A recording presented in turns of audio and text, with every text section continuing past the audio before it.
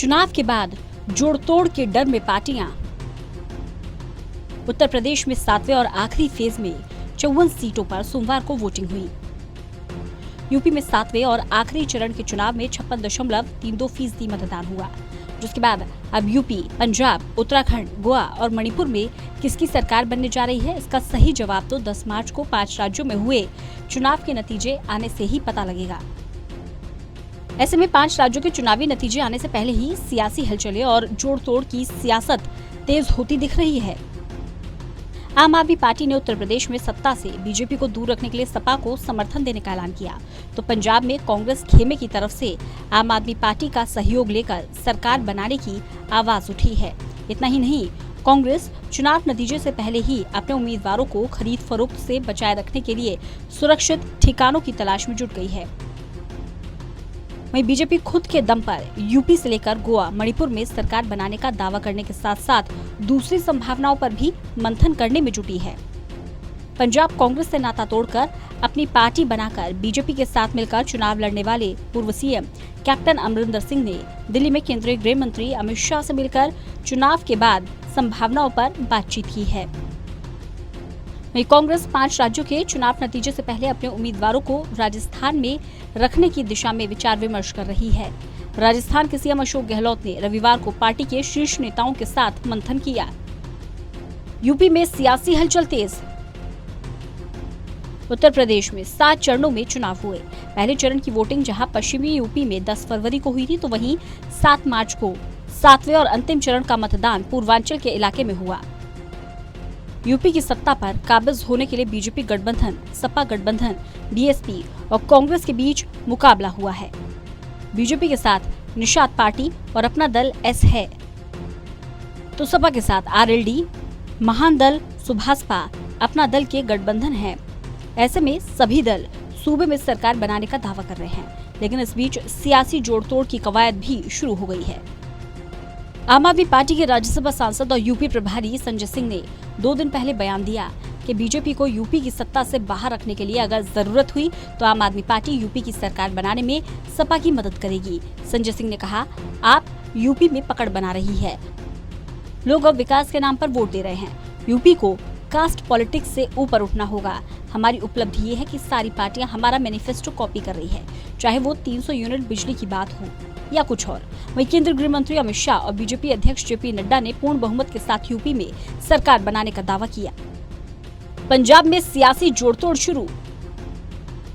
पंजाब विधानसभा चुनाव के नतीजे पर सभी दलों की निगाहें हैं, क्योंकि पहली बार राज्य में चुनाव 2 ध्रुवीय होने की बजाय 5 दलों के बीच है। ऐसे में चुनावी नतीजों से लेकर तमाम तरह के कयास लगाए जा रहे हैं। इन सब के बीच पंजाब कांग्रेस के वरिष्ठ नेता और पूर्व मुख्यमंत्री राजिंदर सिंह भट्टल के बयान से राजनीति गर्मा गई है। उन्होंने एक बार फिर दावा किया कि अगर पंजाब में कांग्रेस को सरकार बनाने के लिए आम आदमी पार्टी से अलायंस करने की जरूरत पड़ी तो करेंगे। हालांकि राजिंदर सिंह भट्टल ने इसे अपनी निजी राय बताया, लेकिन गठबंधन के लिए आम आदमी पार्टी की ओर हाथ बढ़ाकर उन्होंने पंजाब में सियासी हलचल जरूर बढ़ा दी है। उन्होंने इससे पहले बयान दिया था कि पंजाब में कांग्रेस सरकार बना रही है, अगर कांग्रेस की सरकार नहीं बनती तो आम आदमी पार्टी के सहयोग से सरकार बना लेंगे। भट्टल के इस बयान के बाद पंजाब में राजनीतिक मायने निकाले जा रहे हैं, क्योंकि आप और कांग्रेस इस चुनाव में एक दूसरे पर आरोप लगाते रहे हैं। वहीं पंजाब आम आदमी पार्टी के वरिष्ठ नेता और नेता प्रतिपक्ष हरपाल सिंह चीमा ने कहा कि पंजाब के लोगों ने आम आदमी पार्टी के पक्ष में अपना जनादेश दिया है। उत्तराखंड में सियासत पर नजर। उत्तराखंड विधानसभा चुनाव के नतीजे 10 मार्च को ईवीएम से निकलेंगे, लेकिन सरकार बनाने के लिए जोड़तोड़ का शोर शुरू हो गया है। राजनीतिक दल अपने अपने हिसाब से अपनी सरकार बनाने की कसरत में जुट गए हैं। इस बीच नेताओं की ओर से बयान आने भी शुरू हो गए हैं।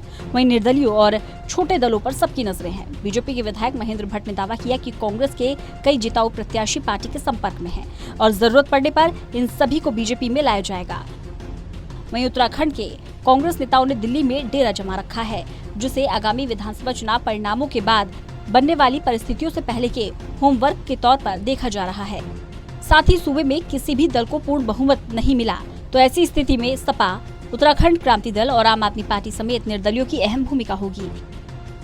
बीएसपी नेता और लक्सर सीट से प्रत्याशी शहजाद ने कहा कि बीएसपी किसको समर्थन देगी ये मायावती तय करेंगी। ऐसे में साफ है उत्तराखंड में सभी की निगाहें एक दूसरे पर है। गोवा में क्या होगी जुगाड़बाजी। गोवा पर सभी की नजरें लगी हुई हैं क्योंकि ये राज्य जोड़ तोड़ की सियासत के लिए जाना जाता है। 40 सीटों वाले गोवा में कांग्रेस और बीजेपी के बीच सीधा मुकाबला है, लेकिन आम आदमी पार्टी, टीएमसी, एनसीपी, शिवसेना और एमजीपी ने जिस तरह से चुनाव लड़ा, वैसे गोवा के नतीजे चौंकाने वाले हो सकते हैं। पहले विधानसभा चुनाव में कांग्रेस ने सबसे ज्यादा सीटें जीती थी, लेकिन तब भी सरकार बीजेपी ने बना ली थी। बाद में 2017 के चुनाव में कांग्रेस ने गोवा में 40 में से 17 सीटें जीती और कांग्रेस का गोवा फॉरवर्ड पार्टी के साथ अनौपचारिक गठबंधन भी था, जो उसने 3 सीटें जीती। इसके बाद भी बीजेपी 13 सीटें जीतकर सरकार बनाने में कामयाब रही थी। ऐसे में देखना है कि इस बार अगर किसी दल को बहुमत नहीं आता तो जोड़ तोड़ की सियासत कैसे होती है। मणिपुर में क्या होगा इस बार?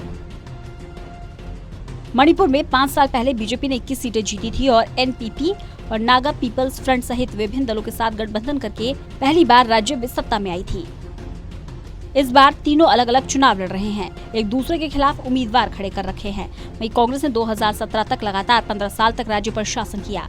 वो 4 वाम दल और जनता दल सेकुलर के साथ गठबंधन कर चुनावी मैदान में उतरी थी। राज्य में 2 चरणों में चुनाव हो चुके हैं, नतीजे 10 मार्च को आएंगे। पिछली बार बीजेपी ने कांग्रेस विधायकों को अपने साथ मिला लिया था। इस बार भी एक दूसरे के विधायकों पर राजनीतिक दलों की नजरें हैं। ऐसे में देखना होगा कि परिणाम मणिपुर में क्या निकलते हैं। बहरहाल आगामी 10 मार्च को 5 राज्यों में हुए चुनावों के नतीजे आने हैं, जिसको लेकर दिल्ली से लेकर चुनावी राज्यों की राजधानी सहित कई राज्यों में हलचल देखी जा रही है। ऐसे में सभी पार्टियों ने सरकार बनाने के लिए जोड़ तोड़ की कोशिशें भी तेज कर दी हैं। Special desk, total news.